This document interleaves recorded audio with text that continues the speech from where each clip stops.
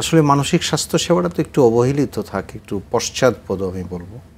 সেই হিসাবে এই যে এন্ডেভার, এই যে প্রয়াস, আমাদের আরটিভির প্রয়াস বা আমরা যে কথা বলছি, সেটা খুবই গুরুত্বপূর্ণ এবং উপকারী, সমাজ সচেতনতার জন্য খুবই উপকারী। এবং এই যে মানসিক স্বাস্থ্য দিবস বা এই দিবসগুলি পালিত হয় সচেতনতা বৃদ্ধির জন্য, মানুষের কাছে পৌঁছার জন্য।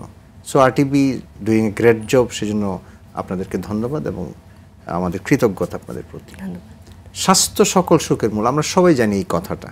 আর স্বাস্থ্য হলো সামাজিক, শারীরিক, মানসিক এবং সামাজিক সুস্থতা।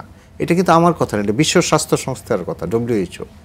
তাহলে এখানে মানসিক স্বাস্থ্যটা কিন্তু একটা বিরাট জায়গা জুড়ে আছে, সামাজিক স্বাস্থ্যের কথা অনেক বড় জায়গা জুড়ে আছে। কিন্তু আমরা বোধহয় সমস্ত ফোকাস আমাদের শারীরিক স্বাস্থ্যের জন্য, শারীরিক সুস্থতার জন্য। মানসিক সুস্থতা বা সামাজিক সুস্থতা এই জিনিসটা হয়তো আমরা ভাবিই না, যার জন্য এই জিনিসটা অবহেলিত থাকে, আমরা বঞ্চিত হই। কেমন বঞ্চিত হই? কিছুদিন আগে আপনি জানেন, আমরা সবাই জানি, কিছুদিন আগে যে স্কুলে মাইলস্টোন স্কুলে যে দুর্ঘটনা ঘটলো, এখানে যে এতজন ছাত্র মারা গেলেন বা এতজন মানুষ এফেক্টেড হলো, ক্ষতিগ্রস্ত হলো, আমরা কিন্তু সবাইকে ধরে ধরে ওড়ার চিকিৎসা ঠিকই করছি আমরা।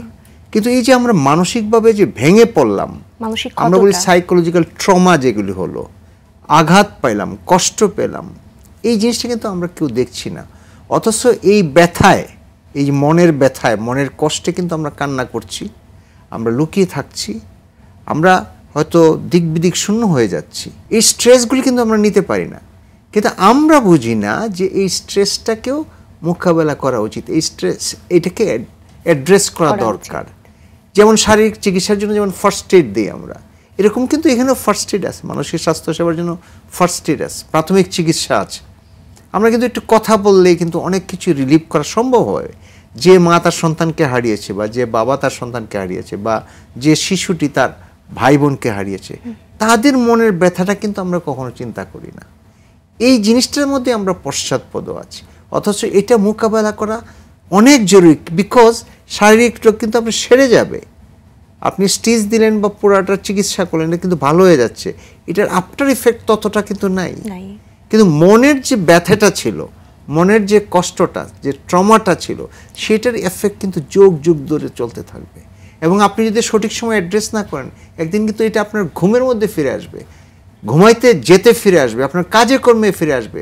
আমরা বলি PTSD, post traumatic stress disorder হয়, ফ্ল্যাশব্যাক হয় মেমোরিগুলি, তখন কিন্তু কষ্টের সীমা থাকে না। সুতরাং এই জিনিসগুলি অ্যাড্রেস করা খুবই জরুরি।